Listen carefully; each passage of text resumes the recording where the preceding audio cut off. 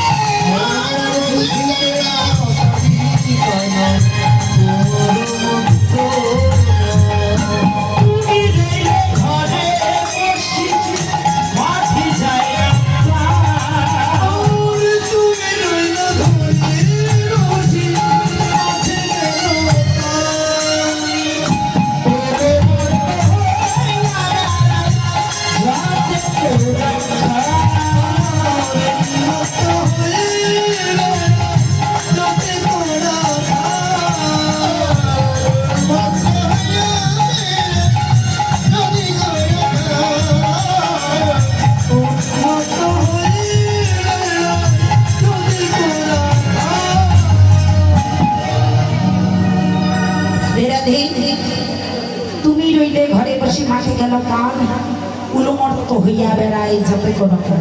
জানো সবাই পাগলের মন, মণিহারা ফণির ন্যায় আজ উলমর্ত হয়ে গেছে। গোপাল মায়ের কোলে মাখন খাচ্ছে, মায়ের কোলে মাখন খাচ্ছে। আচ্ছা মায়ের কোলেই মাখন খেলো, মায়ের ঘরেই খাচ্ছে। কেন খাচ্ছে? আর কারো ঘরে খেলো না, মা যশোদার ঘরে খাচ্ছে। শাস্ত্র এখানে প্রমাণ দিল, যারা রসের ভজন করে তাদের ঘরে রসিক আসে। ভজন হয় চার রকম। একটা হয় রস, একটা হয় মণি, একটা হয় রোহিণী, আর একটা ভজন হয় মাঠি। তাহলে চার প্রকারের ভজন। তো শাস্ত্র বললে যারা মনির ভজন করে তারা জগতে ধনী হয়। মা মনির ভজন করলে, অর্থাৎ যদি কেউ ডাক্তারি লাইনে পড়াশোনা করে তাকে কাটতেই হবে, কাটা লাগবে না। আর যদি কেউ পুলিশ অফিসার হয় তাহলে চোরের পিছনে তাকে দৌড়াতেই হবে, দৌড়া লাগবে না। আর যদি কেউ টিচার হয় তাহলে তার সাথে লেকচার দিয়ে সন্তানকে শিক্ষা দিতেই হবে। কিন্তু প্রত্যেকে কিন্তু স্টুডেন্ট, কিন্তু পর্যায়ক্রমে যে যে লাইনে পড়াশোনা করে এগিয়ে গেছে তাকে তার পিছনে ছুটতে হবে।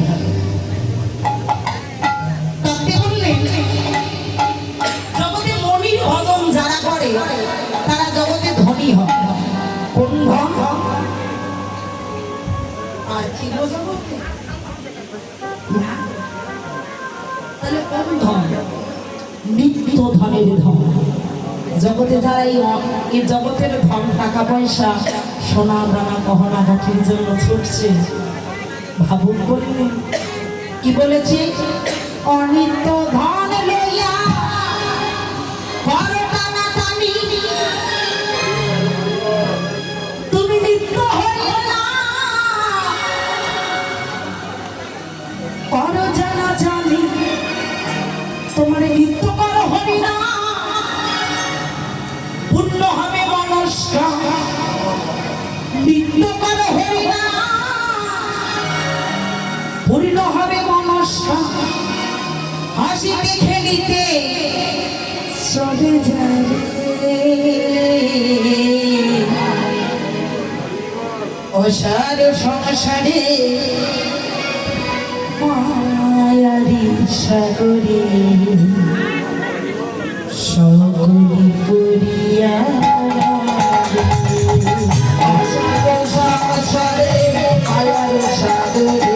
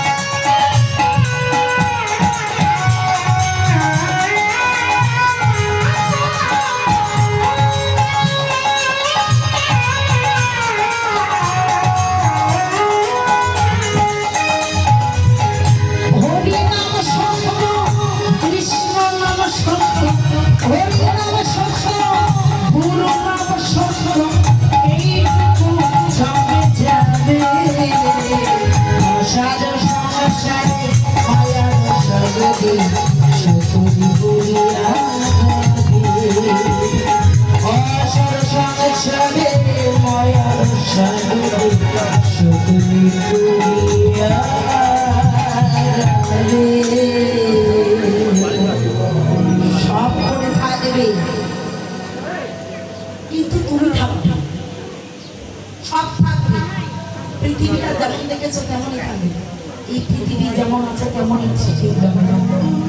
সুন্দর পৃথিবী ছেড়ে সবাইকে যেতে হবে। যত বড় হোক, আচ্ছা জমিদারেরা মরে না? মরে, মরে তো। জমিদারও মরে, ভিখারিও মরে। হোক না কেন যত বড় রাজা জমিদার,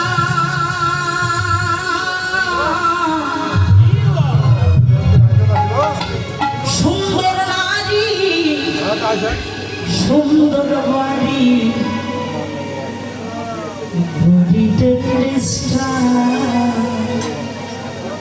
সেদিন হবে মায়া কোন অধিকার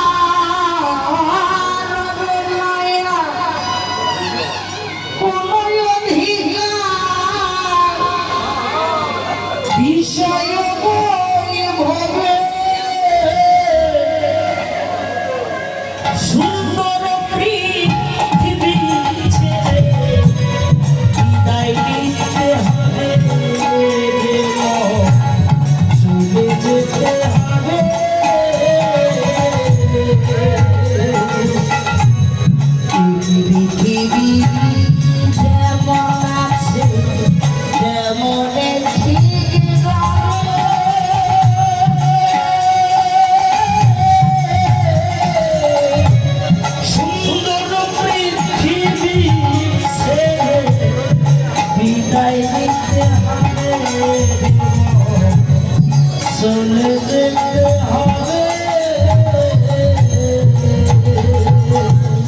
সবাইকে যেতে হবে, কেউ বাকি থাকবে না। তাহলে এই অনিত্য ধনের জন্য ছুটে পড়ছ, নিত্য ধনের সন্ধান কেউ করলে না। কোন ধন? এই জড় জগতের ধন নয়, নিত্য ধনের ধন। যে ধন পেলে জগতে আর জন্ম নিতে হয় আর মরতে হয়, সেই ধনের সন্ধান করো। তাহলে মনে নিলে ধনী হবে। তোরা মাটি না, ও জগতে খাঁটি হবে। যারা মাটির ভজন করে তারা খাঁটি মানুষ, তারাই হয়